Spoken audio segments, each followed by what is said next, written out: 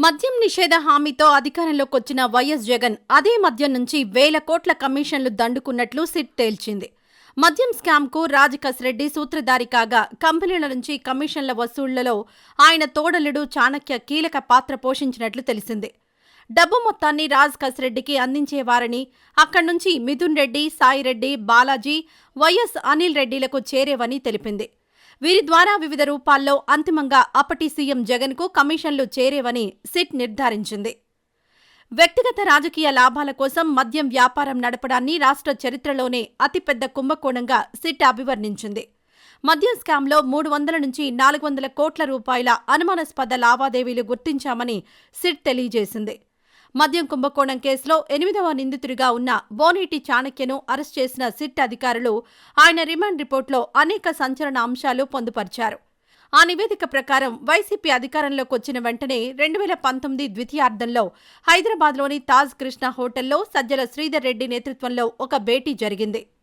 తెలుగు రాష్ట్రాల్లోని మద్యం డిస్టిలరీస్ యజమానులను భేటీకి పిలిపించారు. మద్యం కుంభకోణానికి అక్కడే బీజం పడింది. ఏపీకి లిక్కర్ సరఫరా చేయాలంటే కనీసం 12% కమిషన్లిచ్చిన వారికి మాత్రమే ఆర్డర్లిచ్చారు. ఆ సరుకుని ప్రభుత్వ మద్యం దుకాణాల్లో అందుబాటులో ఉంచారు.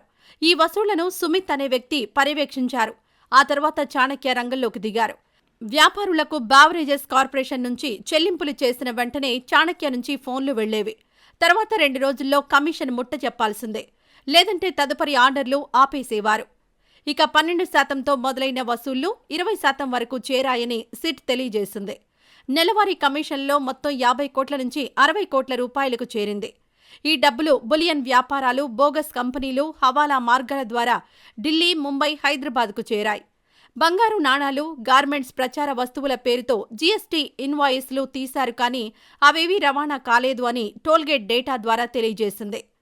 వైసీపీ హయాంలో ప్రభుత్వ లెక్కల ప్రకారం 2018-19లో మెక్డొనాల్డ్స్ బ్రాందీ 22.7 లక్షల యూనిట్లు అమ్ముడయ్యాయి. 2023-24 నాటికి 5 లక్షల యూనిట్లకు పడిపోయినట్లు సిట్ తెలియజేసింది.